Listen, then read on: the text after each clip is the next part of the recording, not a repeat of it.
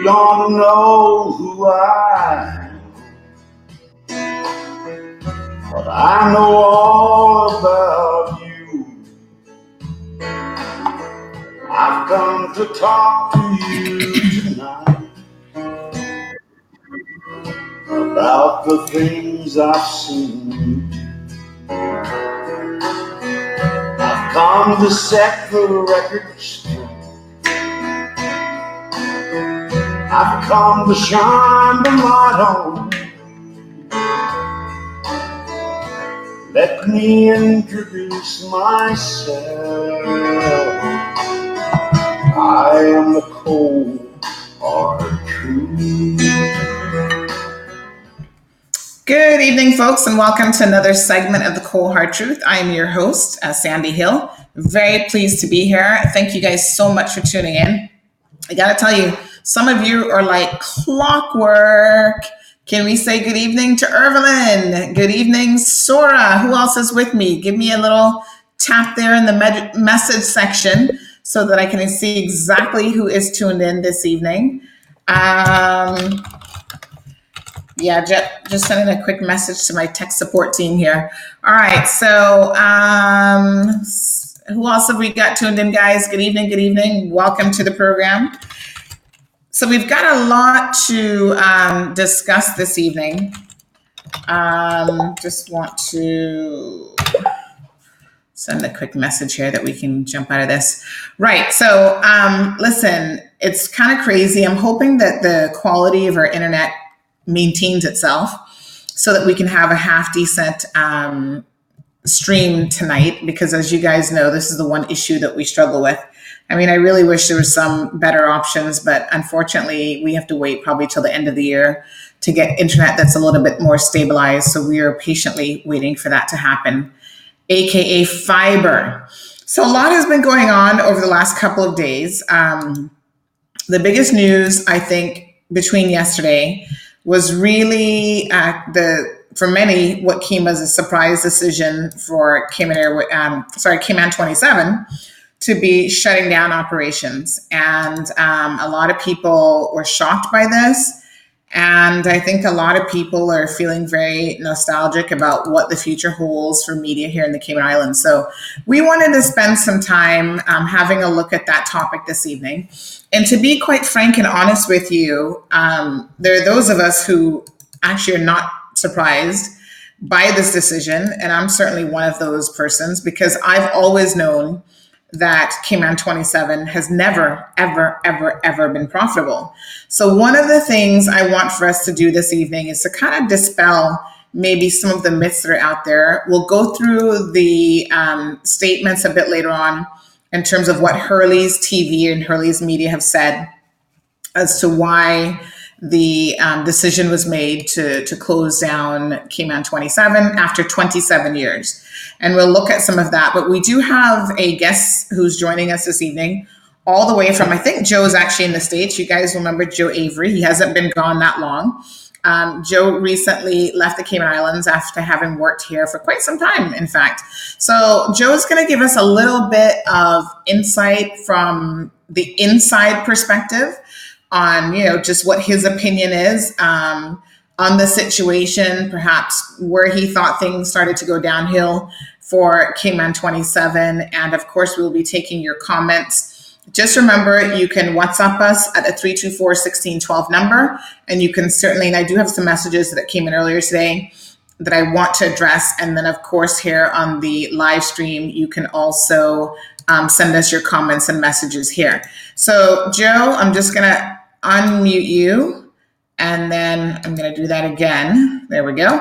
And then I'm going to say good evening to you and welcome to the program. We see Simone has just joined in on the conversation, and Simone says, "What's the cold truth?" Simone, we're getting to it. It's cold and it's hard. Always right here on the Cold Hard Truth. So Joe, this is your first time on the Cold Hard Truth. So thank you so much for joining in. We really do appreciate you taking the time to be with us this evening. Well, thank you so much, Sandy. I'm happy to be here.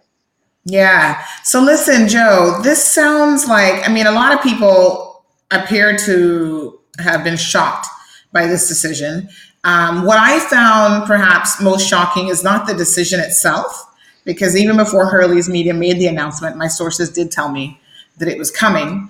What I found shocking was the short space of time that staff were notified. I mean, really 2 days is not a whole lot of time to tell people, your last show, your last day at work is going to be on Friday.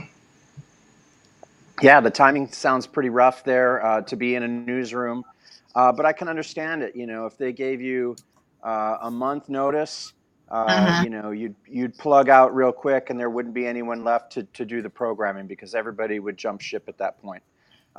Like you said, not really a surprise that this happened, but Mm-hmm. it does come as kind of a shock. It is a shock to the system. I know I've seen a lot of the Cayman 27 alums online, like expressing shock, Mm-hmm. sadness.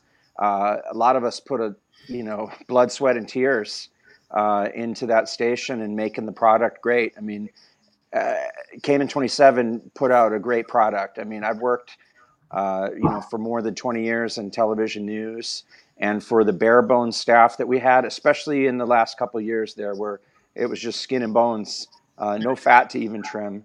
Working with people like Seaford Russell. I love that kid like a brother, right? But bringing him in and kind of training him on the go. We really did a lot with a little, and we have a lot to be proud of, but still a shock, a big shock to me when I saw the news yesterday. I mean, basically do anything else but think about it and, Mm-hmm. want to, connect with my fellow Cayman 27 people in my life. I mean, I've only been gone, you know, not even 9 weeks and this Yeah. happens.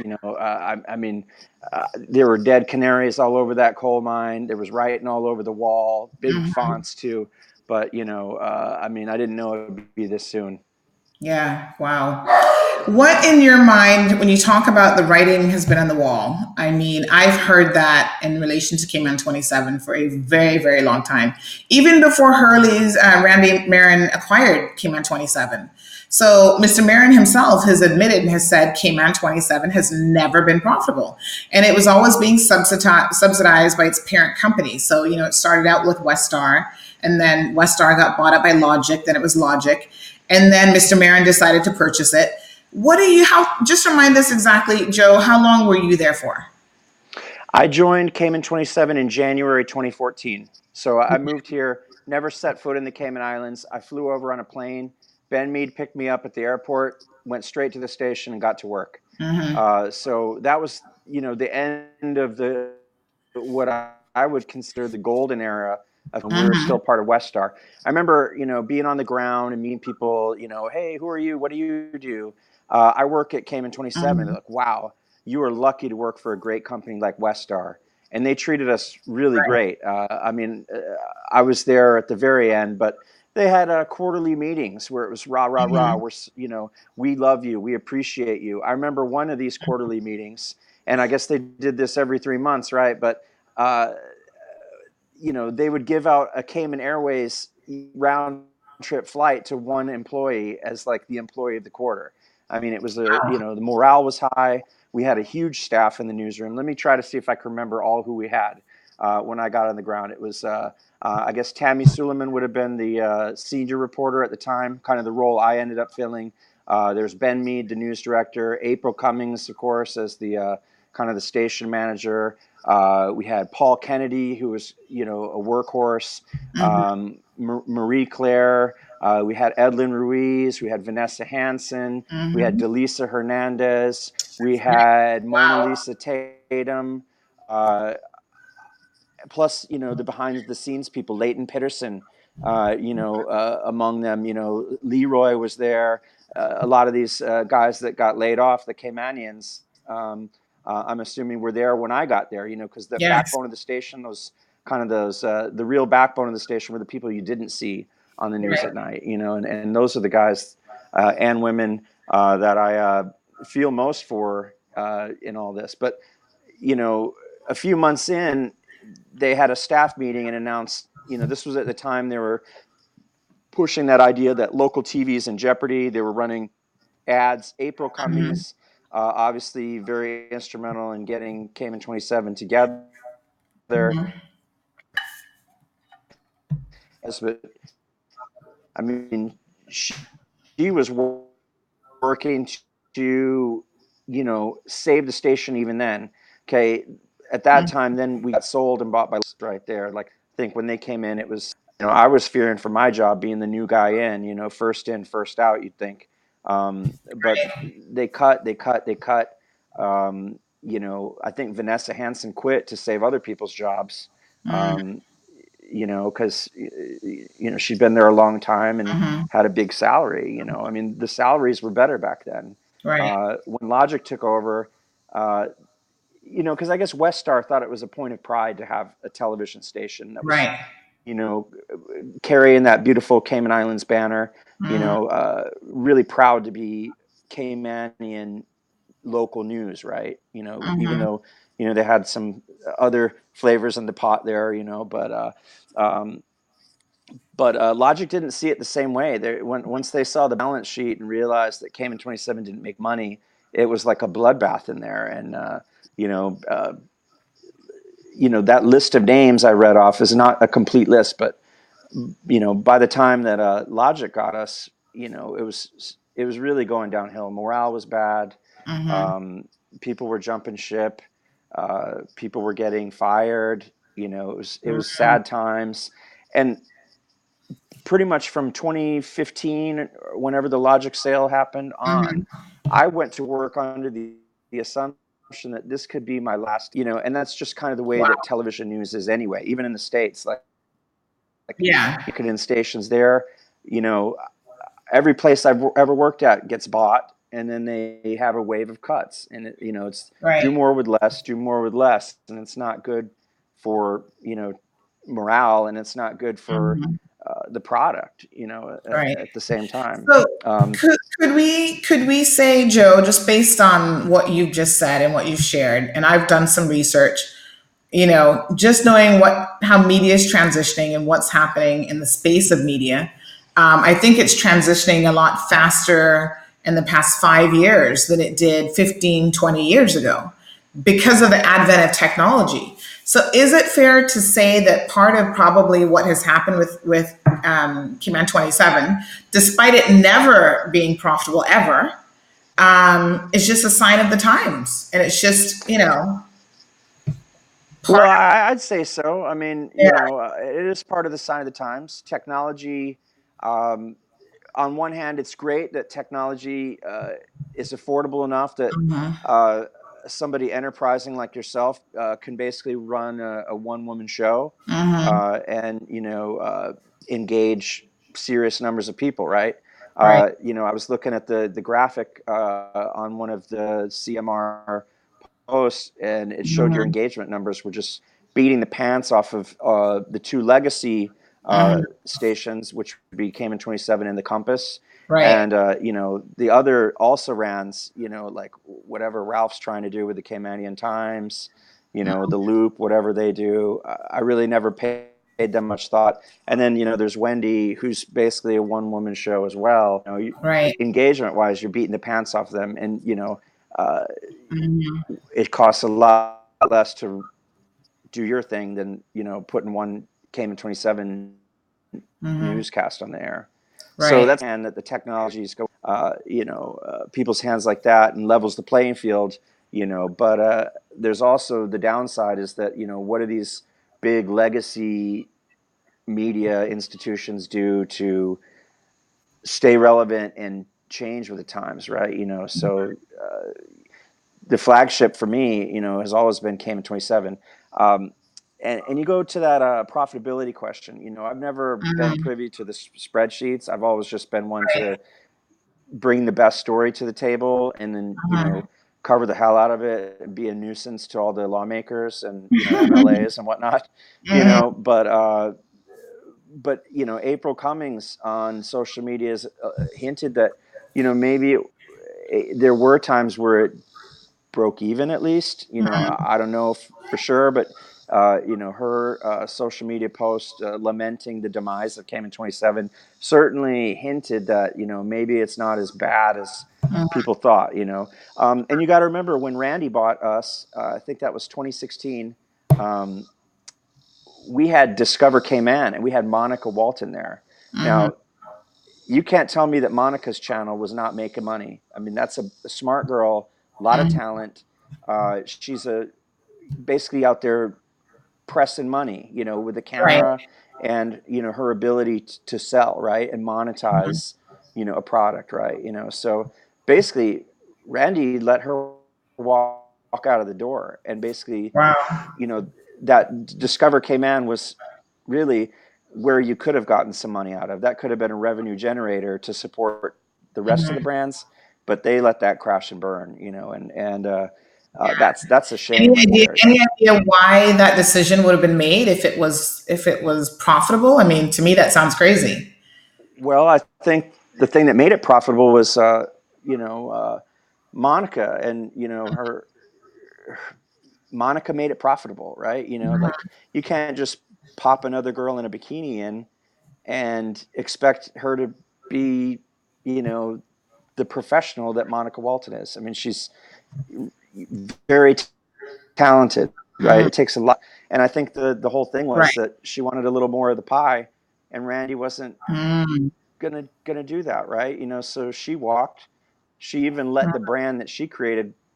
She turned that over, because they owned the brand Discover Cayman, but what mhm. Monica did was unique. So she went and did this other thing. This is Cayman, which is, a similar type thing, but now she's making that money for herself instead of Mm. for Randy, and that was something that, Interesting. a little give could have been a little bit of get back. Yeah, yeah. So that's very interesting. And to be honest, I didn't know that because I've never watched that channel. But Yeah, I mean, it's not worth watching. yeah, They stopped airing that channel, I think, last year sometime, because right. they produced 1 hour of content that played on a continuous loop all day Yeah, long, right. and that's all they did for the post Monica era. And Wow. I think she left in 2016, maybe early Yeah. 2017. Tony Chisholm had a brief shot at it, but Hmm. nothing came of it. Courtney McTaggart Yeah. did some things for it, but you know, Yeah. And that's one of those it examples of really where, kind of flounder. yeah. And I was going to say, Joe, sometimes that's sort of a prime example of where sometimes your audience are invested in the personality of the host or the personality behind the camera. And so, as management, you have to be careful when you make decisions, even staffing decisions about, how to handle people. Like you said, maybe giving her that little bit of a pay increase would have been worth it in the end. Like, maybe you lost something bigger than whatever it was she was asking for, which we don't know what that is, but whatever she might have been asking for in terms of monetary compensation. Because not every single person behind the camera can be replaced as Exactly. quickly. I mean, it looks easy. When you do it right, it looks easy. And that's the beauty of television. Because the viewers know all the rules of TV, Right. because they notice when they're broken. When somebody screws up, Yeah. anyone at home can tell. It's that ability to make it look effortless and Sure. seamless. That's really the talent. And like a talent like Monica, I mean, obviously, Randy came in from the radio world, right? Like with Yeah. the radio stations, right? To him, I don't want to get in his head too much, but a lot of radio people think, hey, what's the difference? Why does this cost so much more? It's just radio with pictures, right? But that's really, there's a lot more to it than that. It takes a lot of Right. bodies to do TV, and for what Monica was doing, I mean, Monica was a bargain at any price, Yeah. like just to have her on the team. And, just that was really a bad move. Another bad move was Daybreak generated money. People paid money to be on Daybreak. Mm-hmm. It was nickel and dime stuff, couple $100 here, a couple $100 there. Right. Nonprofits would get a discount, but, Mhm. that was a potential generator, Yeah. like I always was hoping, because I want to survive. In media, I'm a Right. survivor, right? My Yeah. goal is to survive, do my best, for the audience. And I was always angling to try to get myself on Daybreak because I figured, well, Cayman 27 evening news, that may go by the wayside one day, but Daybreak at least brings in a little money. And So I was remind always. us, remind us what happened to Daybreak. I don't even recall now that you're saying Daybreak was Daybreak was Cayman 27's longest running program. that. Hmm. And it might have been a year or two, when we moved into the new building. Shortly after that, they put some cameras in the Rooster studio, and then they just cut Daybreak, and Mm, it's the Rooster on TV, so it's the okay. simulcast. So I they get it. let Okay. a 1.5 hour or 2 hour morning show. I mean, it kind of varied. Sometimes they'd make it longer. Sometimes they make it shorter, depending on the financial whims of whoever the bosses were. I was Yeah. never a decision maker there, but Daybreak would get bigger, get smaller, and then it would be like NBC canceling today's show. Mm, It's like the flagship program, really. Like right. Daybreak, was Cayman 27. Hmm. Edlin Ruiz at the time. Vanessa. Like uh, Delisa. I mean, Delisa put a decade of her life in to make that station great, and they There just was kicked that goodbye to oh put gosh, radio on the there's the other television. young lady who went to Digicel. Oh, I can't think of her name right now. Um, Um, is that Azita May Boden's daughter? She was on there for a while. um, I can't think of her name oh, off the top of my head. okay. It'll come to me. Sorry, I can't remember. I should definitely know her name. Tony Sheena. Chisholm did it for a while. Sheena. Um, No, that Sheena. might be before my time. Yeah. Okay. All right. So let's read a few comments here. We do have some comments coming in. Debbie says, I always enjoyed Cayman 27, but kind of enjoy full coverage with Mall Road. Sora says, wouldn't Cayman 27 be considered part of Cayman's heritage in a way? Philip joins in this evening. Good evening, Philip. And he says, so sad. Giselle says it's because of the rise of other media, such as social media. And I want to take a minute to actually, we have tons of comments that I do want to get through, but I do want to say, Giselle, that you are absolutely right, I think, in a lot of what you said there. Joe, we live in an era now where almost anybody can be a source of news. Not necessarily a journalist, like a proper journalist or a news reporter, but people, and that's one of the things that I've always said about Cayman Mall Road. Listen, when we first started this 2 years ago, it wasn't incredibly serious. It was a little bit of, I'm just going to do this as a personal challenge because I felt like there was space in here for something else. And that included giving the people out there, the average Joe, no pun intended, a voice to be able to submit their issues, submit their photos, submit what was important to them. So make it really more about, a news media that was being driven by the people as opposed to a corporate entity that decided what they wanted to cover. And not in a million years did I think, to be quite frank, that 2 years on, we'd be sitting down talking about in the space of 28 days, we've had 1.1 million post views. Like, to me, that's just crazy. So I Yeah. I mean, do appreciate that social media, I think, has shifted how we perceive news, how we process news, the kind of news that we want, how quickly we want it. And so you can have the biggest, best equipment. You're not going to necessarily impress the average person out there with that format anymore.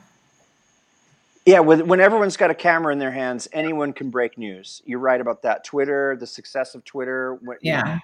I think that started in 2006 maybe, and that really changed the game. I was in TV for that, Mhm. right? So all the broadcast television stations jumped on the bandwagon, right? I mean, we want to Right. play the game too, and obviously, I always said it before, and I can't believe Cayman 27 never marketed this, but Hmm. we're the Cayman 27 is the most in all of the Right. Cayman Islands market, right? Hmm. And we always have been, and that's because I thought that we were the most likable because the personalities were out front, right? Um, you Hmm. know, no one really knew who I was until I started doing the weather, though I'd been doing, my hard Hmm. hitting brand of news for 3 years Right. there. And to Randy Marin's credit here, I want to give him some props because Randy never told me what to do. Randy Hmm. never told me what kind of stories to cover. Randy stayed out of my way. If people had an issue where they would, I don't like what Joe Avery's doing, Hmm. Randy would listen to me and he would generally defer to my judgments. So Right. Randy is not somebody who in the news for me how to cover something, telling me to do this, telling me to do that, telling me to Hmm. jump, and I have to ask how high. Now, toward the later part of Cayman Right. 27, when 2019 rolled around, there were some management changes. And at that point, I pretty much knew I was an endangered species there because, a lot of the controversial subjects I was attacking, big developers, Hmm. those stories would get shut down. Right. They'd put different obstacles to prevent me from Mm. covering these sort of stories. They would tell me Yeah. that, I don't think these environmental stories are so important, yet the online Right. metrics, told a different story. You know, Right. I don't have a college degree in journalism, you know, Yes. and but I've got 20 years on the street, so I know how this, I know how the Hmm. street works. I know what the people at home want to see, and I know how to, be effective in getting accountability out of, as best I can out of the people that need to be held accountable. But Right. we play that social media game too. I mean, the likability factor. People like me, people like Andrew Harris, Hmm. people like Tammy Suleiman. There's a cult of Tammy out there. I Hmm. remember my first weeks here, I would call like I think Osborne Bodden was, one of the MLA. Joe Avery from Cayman 27. I'd like about yada yada, and he's like, no thanks. And then he'd Right. call Tammy, who this Joe Avery is? And she's like, no, he's cool. He's one of us. And then he wanted to talk Yeah. to her, not me, because there's a trust factor you got to build. So Right. to be on Of TV in a course. small place, people wanted to, they could throw a rock through my window pretty darn easy. So Yeah. And it takes time to build that level of rapport for sure. So let's mhm. read a few more comments. Sora says that that was really a dumb move. Someone who makes money, you're going to let them go. Oh boy.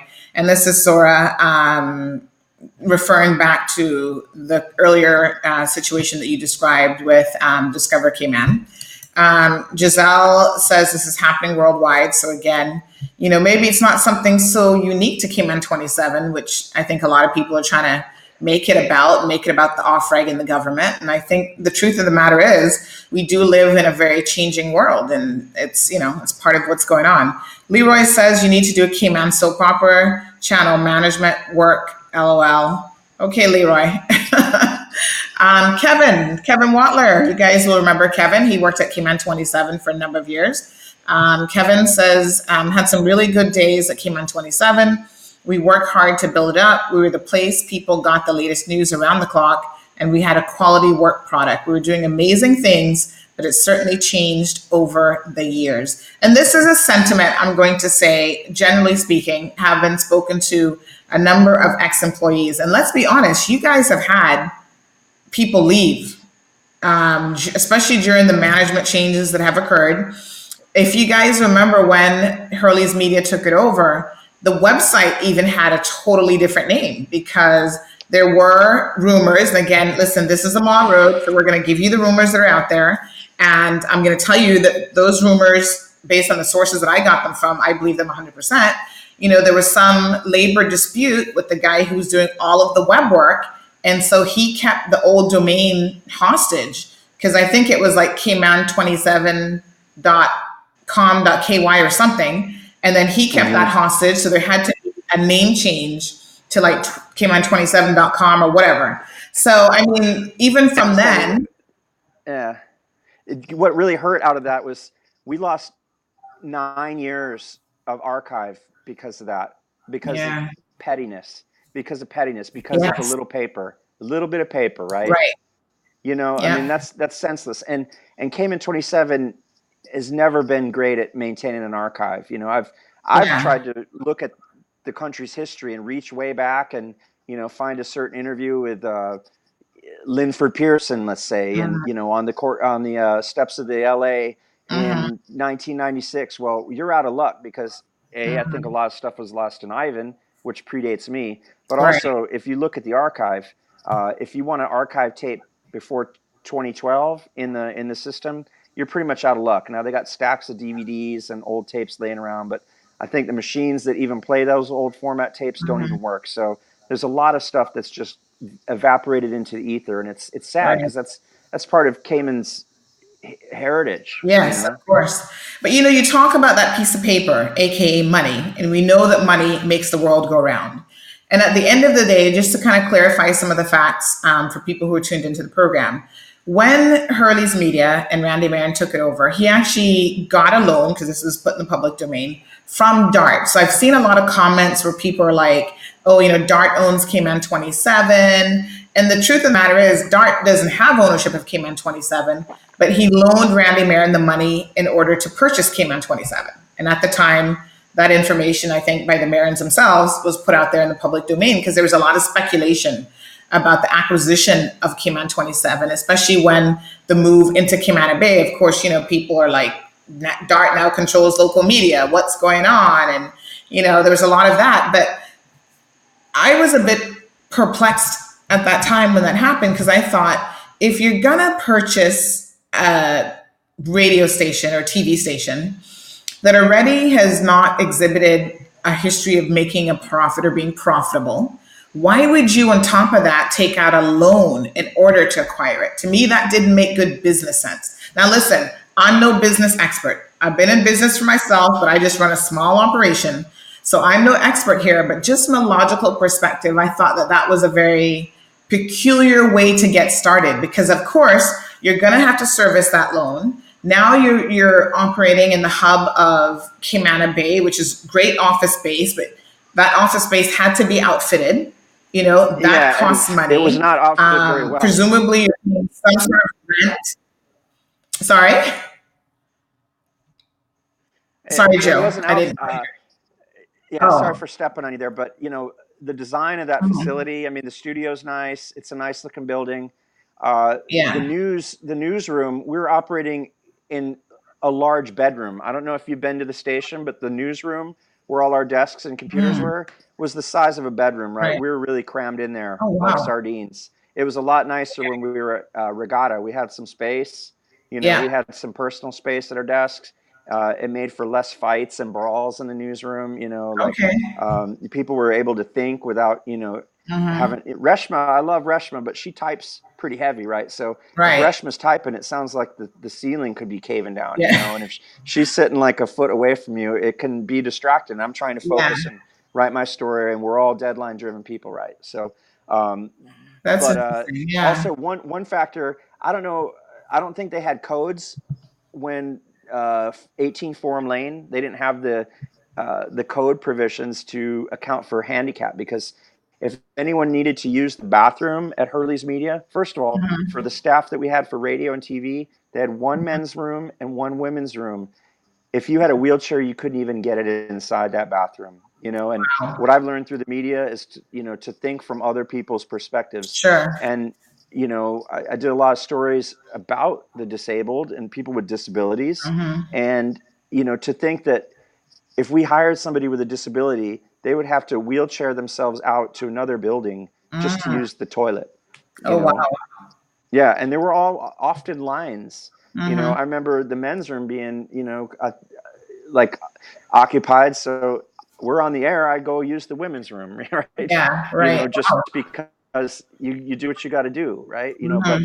I mean, I don't know why they were in that space. It certainly, you know, was not a very comfortable place to be operating a Mm. TV station. Aside from the very nice studio that they did have, that one Right. room was gorgeous.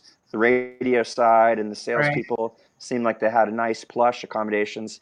But Hmm. TV was always the redheaded stepchild at Hurley's Media. And we Wow. were in basically like a broom closet, Mm-hmm. sweatshopping ourselves out while all the radio people are, going out to lunch and, schmoozing with their sponsors and whatnot. So Right. it was a two-tier society there, and TV was certainly on the bottom. Wow. TV was never a priority there. That's interesting. Yeah. Let's read a few more comments. Stephanie says, I'm pretty sure that they knew they were going to close down and could have given the workers ample notice. These people have families to take care of. It's very sad. So I don't really know the logistics of, I know the notice is obviously short, but I don't know if this means that Randy will be paying his staff in lieu of notice. I mean, hopefully the labor laws are, being followed to a T, because normally when you give no notice, that means that you're actually paying people, for their notice period. So let's hope that the labor department is ensuring that that's happened. So yes, they may be out of a job as of Friday, but hopefully they've at least gotten severance pay, if they're entitled to it, et cetera, so that they have a little bit of time to start looking for something.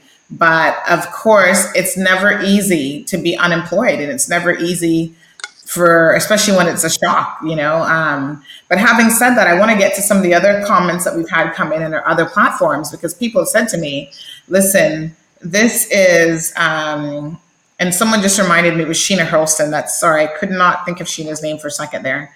That She was used to be before on my Daybreak time, for so many, I many years. didn't know that one. Yeah. So I just wanted to read a few comments here.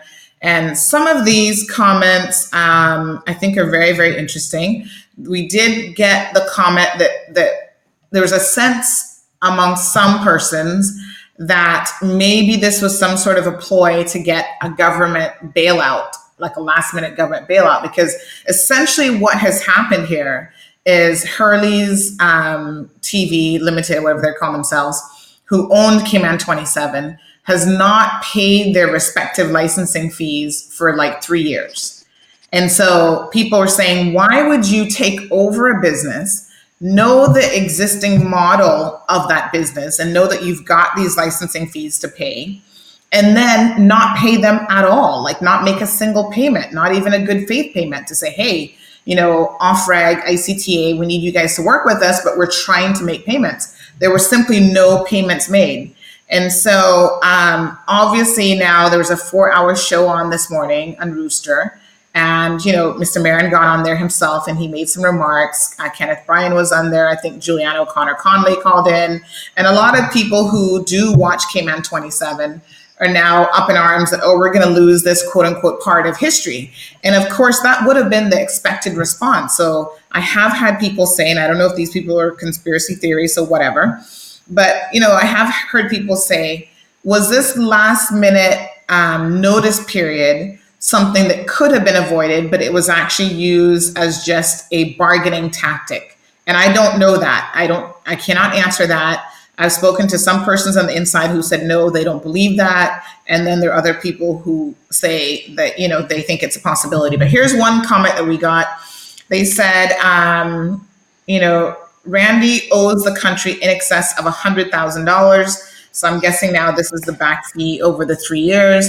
And instead of paying his fees, he just spent $80,000 refurbishing his boat. It's a 39-foot triple engine Midnight Express. And I don't know what a Midnight Express is, but it sounds interesting. So, again, people are saying, how badly did you want to save this TV station? If you had 80 grand that you could spend refurbishing a boat, maybe that was something that could be invested into the company. Now, there's some other comments that did come in as well from staff who had been there over the years. And one person said that, I'm just going to pull this one up, that they struggled to pay salaries. They said the money has not been there. And they really felt like the legislative framework would be changed to accommodate them. And there were times that payroll was a struggle and it was really, really tough.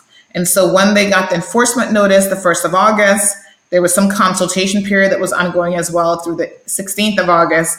And they somehow thought, against everything, I guess, that they had seen, that the off-reg agency would have made some exceptions for them.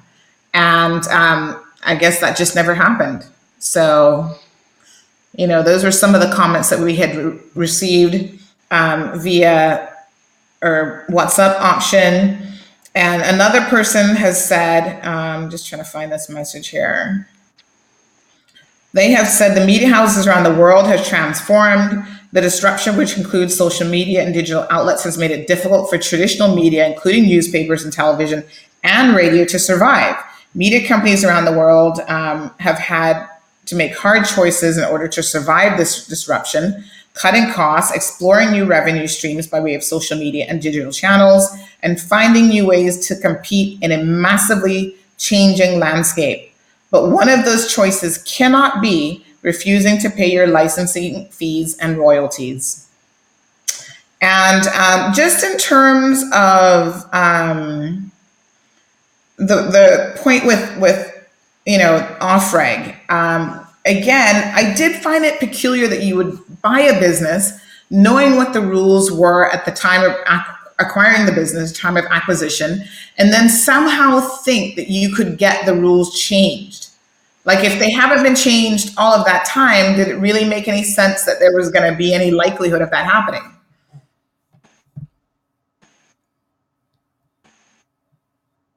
I don't think it was an expectation that the rules would change. Right. I think expectation that the rules would be enforced. Because these cable local content provision, as I understand it, I'm not an expert on the law or anything. And I also want to play a little Right. defense for Randy here, because some of the world's biggest companies like Uber, it's been in Yeah. business 10 years. It has never made a profit. It's one of the biggest. Right. It's changed the world of transportation, right? And it hasn't made a dime yet, right? So profitability, is neither here nor there. Now, maybe as a businessman, did Randy think he could come in and find enough fat to trim to to balance the equation? So I Maybe. wouldn't, I wouldn't, throw that arrow at Randy and say that, you came into the mess and a mess is what you got, right? Right. So I mean, obviously there were, he had a strategy. Obviously, I also think Randy's heart was in the right place, because Yes. I think we would have suffered a worse fate had Logic, you know, had Randy not bought Cayman 27. I think we'd have been having this conversation before the 2017 election, Right. because that was a dire period. With Logic, I don't want to bash those guys now because I know the CEO is Yes. different, Sure. but at the time it was like, who are these clowns? I've been in TV a while. I've had good owners. I've had bad owners, and the Logic era was probably takes the cake for knuckleheads who didn't really have a clue what to do with TV. Right. They wanted the cable side of the business, right? They wanted West Star, and Yeah. then it was like let's say you go on a date, with a beautiful girl, and then she has to bring her little brother along. That was what Cayman 27 was, Right. because we didn't make money. We got in the way. Yeah. They wanted to store, reams of paper where we did our work and things like that. It was like that movie where they have the guy who likes a stapler Office Space, right? They keep moving him into the basement and stuff. Right. So, Yes. yeah. So that's it. Would have really been bad there. Now, I'm gonna play some defense for Randy here. It's not like, I'm not Sure. one to beat up Randy. Obviously, I have Yeah. my own Absolutely. critiques of, coming in and making the wrong call on canceling Daybreak. I think that was a bad decision. Discover Cayman, obviously a bad decision. But hey, if you look at morality and what's right and wrong, I'd rather pay my people than pay some fee, especially if the regulator isn't doing its job. And I think everyone agreed that off-reg is a steaming turd, right? I mean, I don't think, get me someone on there to debate the other position, and Right. and we'll hear what they have to say. But if anyone can defend off-reg, come forward, because I Right. don't think anyone really can defend that organization right there. Let's see, newspaper struggling too. They've had an ownership change. I want to back it up because there have been some really good times in media as well. And when Tammy Suleiman left Cayman 27 the first time Right. and went to be the news director at the Cayman Reporter, now that was a golden Yes. era Yes. of reporting right there, because Yeah. they brought Reshma Raghunathan, Tammy and Mm. Reshma had this new paper. They had an infusion of cash. I think that was Dr. Tomlinson maybe Right. taught Yes, that. that's right. You know, me at Cayman 27, I was just kind of learning the lay of the land and busting out. And with Tammy's absence, I had to really um, work twice as hard, Hmm. to keep the station credible. I thought because Tammy, I mentioned the cult of Tammy before, but people love her. She was the face there, right? But when we're twice as hard, Right. when Tammy brought in fresh blood, Reshma, probably one of the most capable journalists I've ever worked with in my career, and then the Compass was Hmm. there, so we had three legacy medias duking it out, and Right. it was a battle for scoops. I mean, if you were if you were a politician doing what you weren't supposed to, that era when those three entities were up and running, that was not a good time to be a scandalous Right. politician. Then Yeah. Ralph takes over, right? Kind of waters down. Yes. It's almost like a wanted ads paper with a couple of fluff articles. Yeah. So basically, the more media organizations there are in a jurisdiction, the better it is. Hmm. Because we had not just those three I mentioned, but obviously, Wendy's going to be doing whatever she does.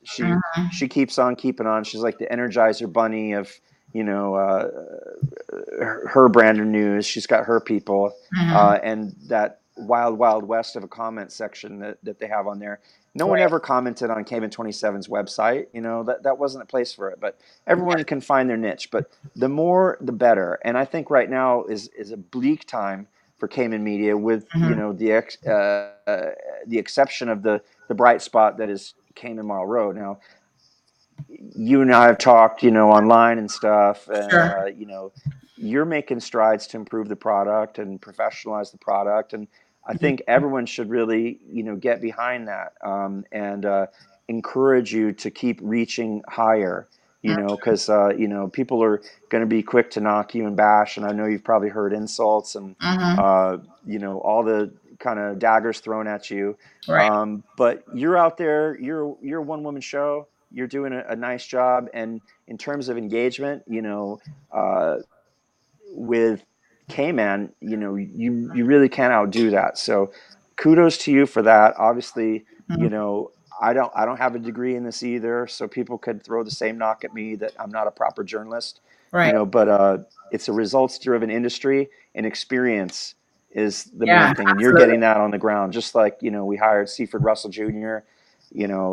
Gosh, that kid, he's a great kid, and Yeah. they really made it difficult, like when they tout, how hard they went to train Caymanians. I mean, they rode that kid like a $5 donkey, like everything he did, it was never Wow. good enough, Right. and my heart went out for him because I'd see how hard he tried all the time. I mean, and Hmm. he could never get a break. He was always getting pulled into an office and told what he was doing was wrong. Hmm. It hurt my heart, because that's not how you encourage the next generation of journalists. Hmm. You give them a role model, you give them encouragement, you tell them Hmm. what they're doing good, and then kind of gently correct them what they're doing wrong. But Right.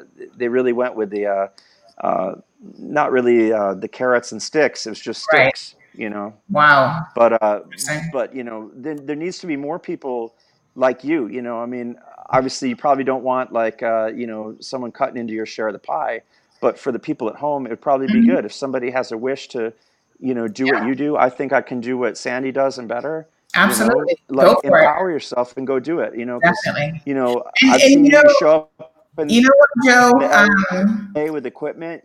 Yeah. I mean, the You interesting showed up and thing is, I think you're striving. sometimes, yeah, and I tell people, I mean, I encourage people to try it. I mean, nothing beats a trial but a failure, as we say here in the Caribbean.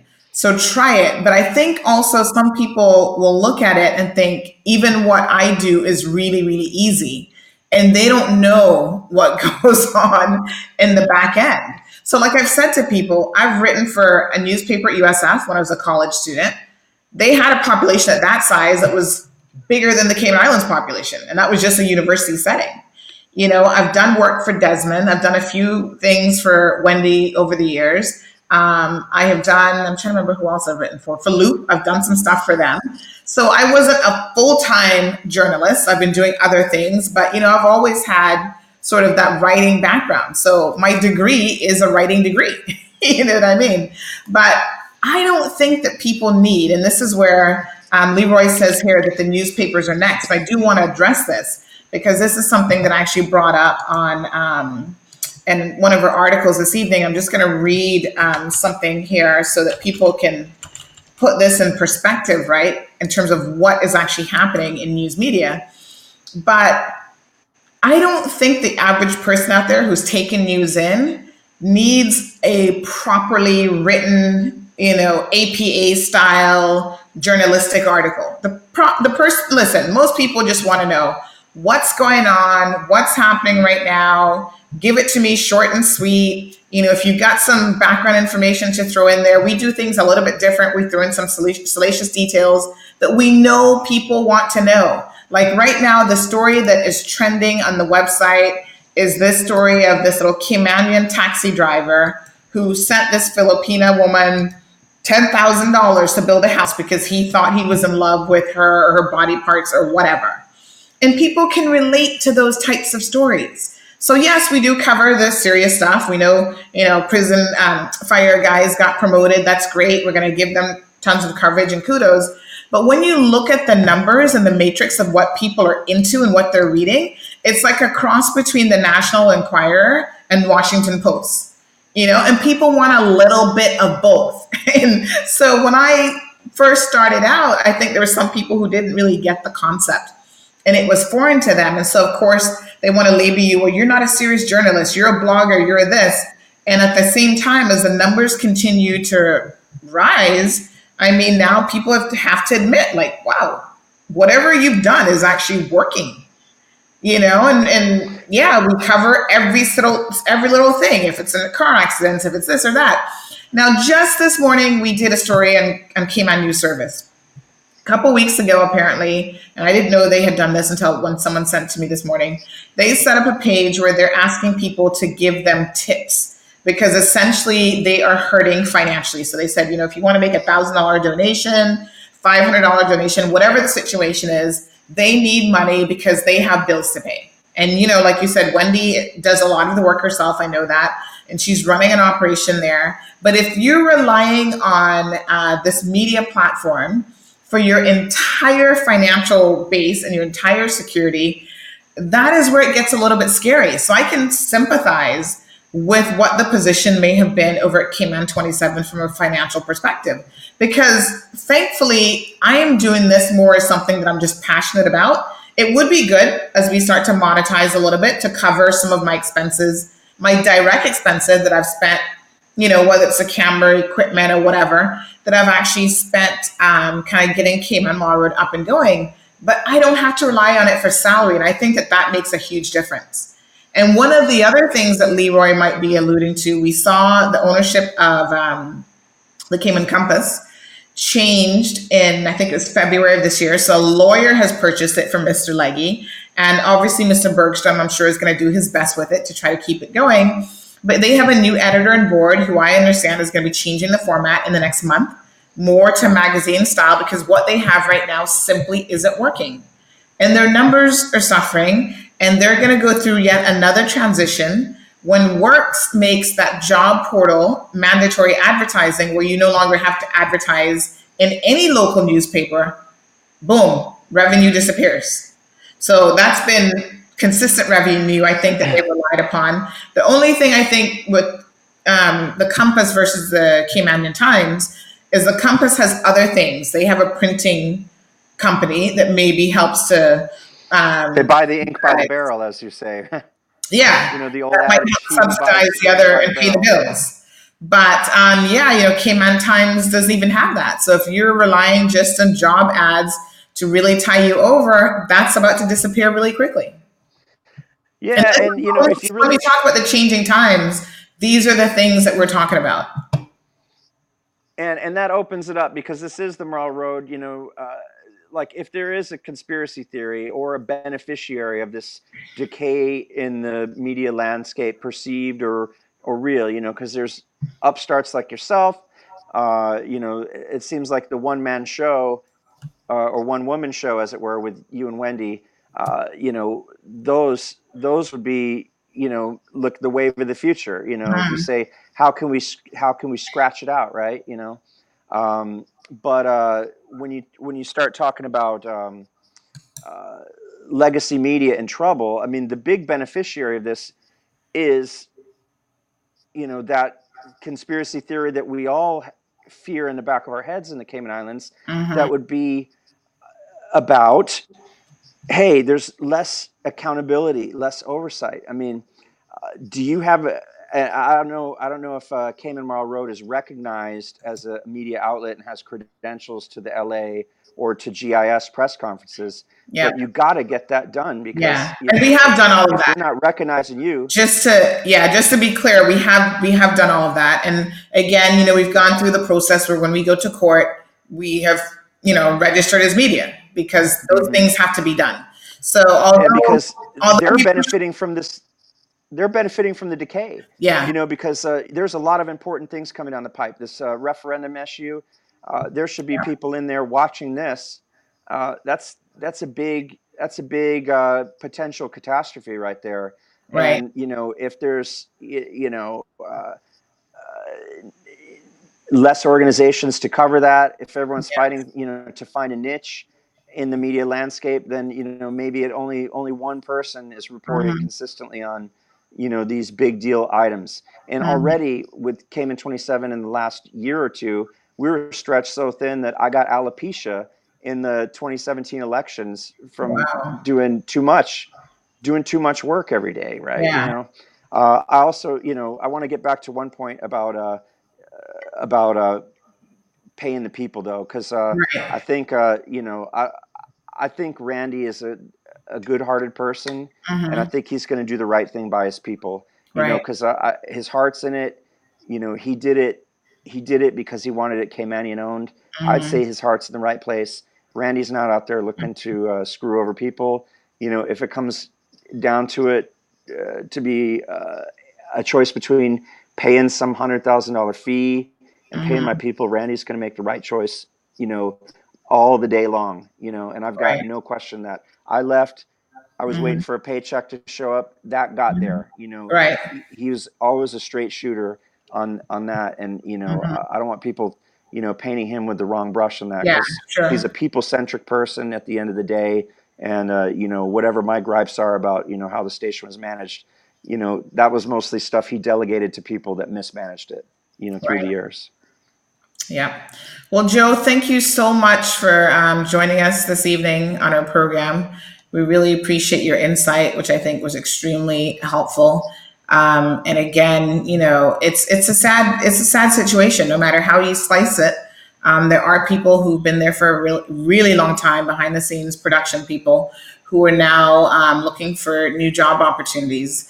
And the premier did say that the government is looking at ways to perhaps make some sort of adjustments to, I guess, their platform and what they offer that could try to not really replace Cayman 27, but make that hurt less, if you know what I mean. So we'll see. We'll see what they have. Government has never been, in my opinion, very innovative. So if this is going to be the exception, I think we're all going to be looking forward to that, to see how that pans out. And I think in the meantime, those of us who are here will do the best that we can to try to fill the void. So I've had a few people request, well, can you do weather? And I've never ever thought that weather was really all that important, to be honest, except when And there's you're gonna need to be doing that. You're gonna need to be yeah, doing that. I mean, there's a void now. You're yeah, gonna figure out how to do it. yeah, Um, Another thing, and this is maybe more in jest than anything else, but yeah, I would have thought that I know I was a pretty important team player at yeah, Cayman 27, but I thought it would last more than 9 weeks after I left. yeah. And that was really left my heart in Cayman in a lot of respects. I never Hmm. wanted to be the expat that's clinging to the sandy beach dream. Hmm. I came to do one job. I did that, and I was able to do my job to the best. And when the time was right, I had to face the reality and leave. And I still get people sending me Facebook messages saying, hey, I miss you on TV. This was, a couple of Yeah. days before, before the news came out that that the station was going to black. Just regular people, people that Mhm. were just my friend on Facebook because they felt like they knew me in their living room every day. That's the Yeah. connection I really miss. Cayman 27, huge part of my past, but like, Mhm. the connections I made with people, and they'd stop me in the supermarket and, Joe, why don't you ever tie your shoes? Like that kind of stuff, like the little funny things, Right. and Right. that's what I'll always love. And, television, media will always be there. Yeah. Someone's going to fill the void. You yourself, Philip Richter, a former Cayman 27 colleague, I think he's got some uh, aspirations of Mhm. maybe doing something of his own. Right. So I encourage that, and I encourage any young Caymanian to to solicit advice from you, solicit advice from the people that you used to see on Cayman 27, the Right. Andrew Harris's, who he was once the young upstart bright hope himself, and he's matured into a very Mhm. fine journalist. Just seek that Yes. branch of knowledge. It's like everything's always going to be pulling each other up by the bootstraps. Get a hold of me on Facebook if you have questions. I'll be happy to help any young Caymanian journalist or any nationality journalist Yeah. wanting to make a name for themselves, because you know I know how hard it is, and you know how hard it is. Absolutely. So Yeah. Well, Joe, again, thanks very much. We appreciate it. Don't be a stranger. We might call on you sometime to join us here in this format. I like your little background, by the way. I don't know if you're at your house or where you're at, but I'm in Franklin, Tennessee, at my parents' house, and I'm just out on the patio. I like to sit out here and read books and oh, nice. try not to Yeah, bother my that's a parents too perfect, much. perfect backdrop there. I Yeah, like it. well, I've got an eye for aesthetics after I think it's 23-year TV career. I know how to make a shot look decent. So. Absolutely. Wonderful. So again, Joe, thanks. We really, really appreciate it. All right, folks, thank you so much for tuning in to another segment of the Cold Hard Truth. Again, this has been your host, Sandy Hill. Tomorrow, it's going to be a sad day for a lot of people. Unfortunately, Cayman 27 will be going dark at 6 p.m. Tune in for that last and final episode, and then we'll see what's to come after that. We don't quite know yet. Obviously, the Rooster Talk Show will continue in some fashion. You're still able to listen to that because that is a radio program. And Mr. Marin does have his radio stations and stuff, so you can still be supportive in that particular way. But it's the changing face of the world. It's the changing face of certainly of the Cayman Islands. And, you always have to remember that at the end of the day, you have got to be willing to adapt and to change, because that's the only thing in this world that is absolutely consistent. So let me just leave you with this sort of really eye-opening bit of information here. The United States has lost almost 1,800 newspapers since 2004. I mean, imagine that. That's crazy. Including more than 60 daily papers, 1,700 weeklies, and TV has certainly been no exception. Roughly half of the remaining 7,112 in the country, about 1,283 are dailies, and about 5,829 are weeklies. And they're all located in small and rural communities. And the vast majority, around 5,500, have a circulation of less than 15,000. So I thought that was quite an interesting bit of factual information that I wanted to share with you guys. So we here at Cayman Mall Road will continue to do our best. I'm excited to let you guys know that we're bringing on a lot of guest contributors. I did a really interesting interview today with Lonnie Love. You guys will know Lonnie. He's a local artist. And I want to encourage you. We did a sort of a prequel teaser video of the interview that's on the Facebook page. Please share that with your friends. We will be uploading the full interview a little bit later on, maybe tonight or in the morning, and give Lonnie some support because he's dropping his first single tomorrow. And he hasn't been doing a whole lot in the music scene for the past 5 or 6 years.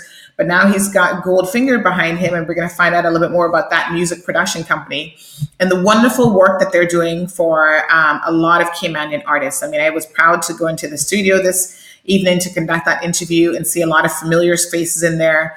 The young Caymanian guys who've been in that music space trying to make it happen for themselves and just remaining positive. So that was fantastic to see that. And we will be bringing you more entertainment stuff. We've got Chuck Taylor coming on board for our entertainment segment. You know, Chuck has a lot of experience in promotions and music. We've got an interview coming up shortly with the Carifta team, some members that went away, including Mr. Frank McField, Jevi, and Jaron Carter, and Mr. Rankin. They're going to come in and tell us a little bit about what that experience was like. So, Simone, thank you so much. Cayman Mall Road is the big and better news. I do appreciate the love, and we will continue to strive for better. You know, some days are quirky, and some days we just like to have a good laugh. But we do realize now that you guys are relying on us more and more, and with one less news outlet available here in the Cayman Islands, I think that that certainly means that we need to really be on it. And in other good news, yesterday we reported, I think it was the day before yesterday actually, that a Honda CRV was stolen from the Prospect area. Yesterday, late last night, around 7:30, the vehicle was recovered. And before it was even recovered, we were getting tips here at Cayman Mall Road about who may have stolen it. And we had a name, we had a first name. And I can tell you guys that by last night, multiple people have stepped forward and provided the full name of this individual. We passed those details on to the police so that they can conduct a proper and thorough investigation to see if that is actually the person who may have taken the vehicle. But quite a few people recognized him. So, you know what, if you're going to be involved in crime in this community, you know, a lot of people have CCTV footage. It may not be the most crystal clear picture in the world, but people are going to recognize you. So just don't take the chance. Do like the rest of us, get a legit hustle, get a job, do the right thing. And then I want to just congratulate these three gentlemen that you see here on the screen, fire officers who have just been promoted to divisional managers in the Cayman Islands Fire Service. So give a big shout out, please. We've just posted this story. So I think this is wonderful that they have received this promotion. Give them a big shout out, and continue to encourage our firemen to always provide the best service available. And we will on next week. So today is our last show for the week. On next week, Tuesday, we're going to be having a gentleman from Honduras join the program, and he's going to be talking about his ongoing efforts to get some help for his niece in Honduras. And apparently her mother's here in the Cayman Islands. So we're going to see, what we can do to assist in any way. One final request that came in today is the NCVO Children Services Program. We're in desperate need of urgent housing of at least 2 bedrooms for 8 people. So they're willing to share. Starting this evening, and I know it was kind of late notice when we put it up, but basically they have people, I don't know if it's children or older people, but they need 2 care workers. So out of the 6, they have 6 foster home residents and 2 care workers that are looking for housing. There was some emergency repairs that had to be done to where they're currently at. And as a result, there's this urgent need of housing. So if you know of anything that is available, whether it's a gratuitous situation or discounted accommodations, please contact the NCVO. You can email them directly at ncvo@ncvo.org.ky or call them at 525-2797. And again, these are the kind of urgent pleas that as we get them, we try to put them out right away, because we know we live in a very big-hearted community, and we want you guys to be able to assist in any way possible. All right, folks, I'm going to bid you adieu now. I do wish you a safe and wonderful weekend. Next week, we're going to be talking about boating safety again. We want to continue that conversation here in the Cayman Islands. Mr. Ezard Miller has put forward his thoughts on that recently, so we can have that discussion. Please don't drink and drive. And please, folks, also don't boat and drive, because both are deadly, can be deadly, and both are equally serious. This is Sandy Hill signing off. Have a wonderful weekend.